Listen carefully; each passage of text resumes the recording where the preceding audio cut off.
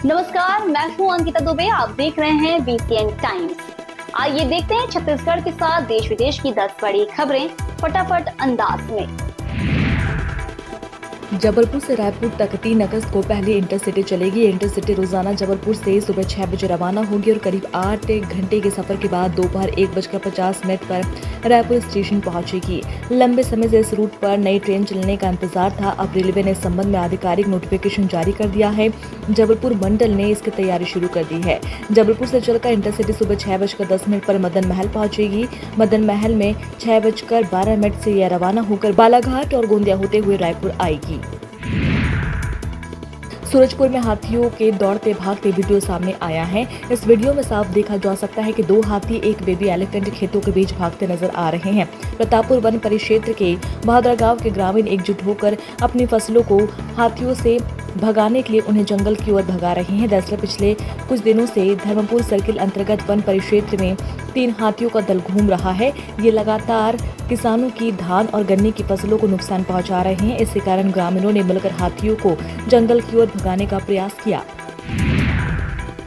रायपुर के कलिंगा यूनिवर्सिटी के deputy manager से साइबर ठगी हुई है। महिला ने इंस्टाग्राम में वर्क फ्रॉम होम का विज्ञापन देखकर मैसेज किया, जिसके बाद ठगों ने अलग अलग टास्क के बहाने करीब 5,20,000 रुपए वसूल लिए हैं।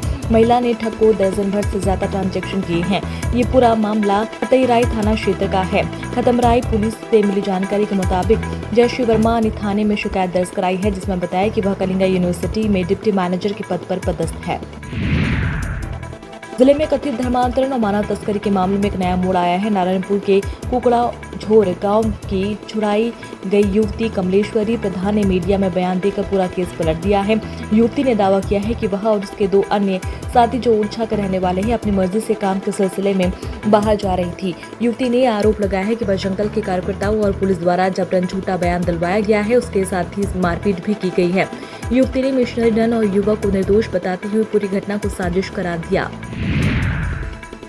जगदलपुर की परपा थाना क्षेत्र के पखनारचा में बीती रात को एक महिला ने दूसरी महिला को डंडे से पीटकर उसकी हत्या कर दी।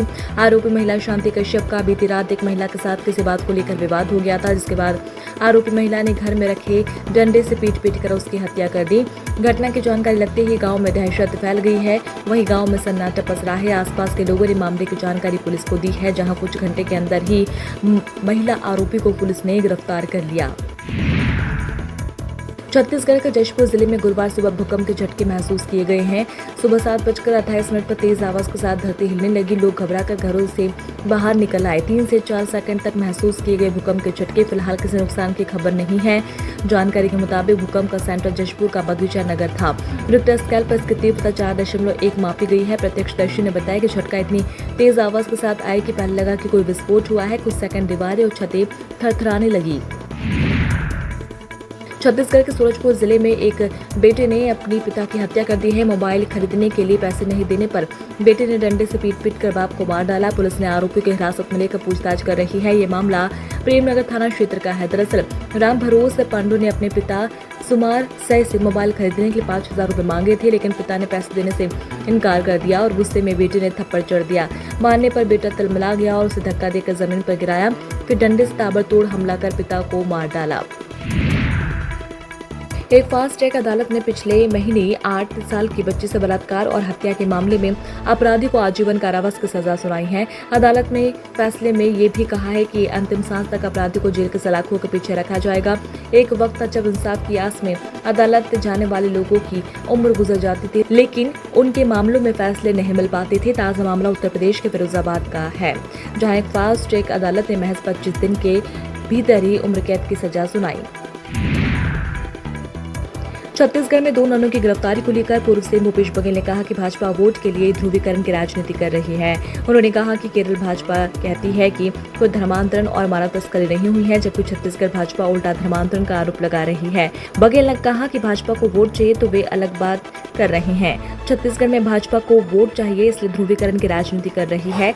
इसके अलावा उन्होंने कहा कि बजरंग दल की गुंडागर्दी चल रही है, लेकिन सरकार कोई कार्रवाई नहीं कर रही। इस खबर में इतना ही। आप देखते रहिए बीसीएन टाइम्स। नमस्कार।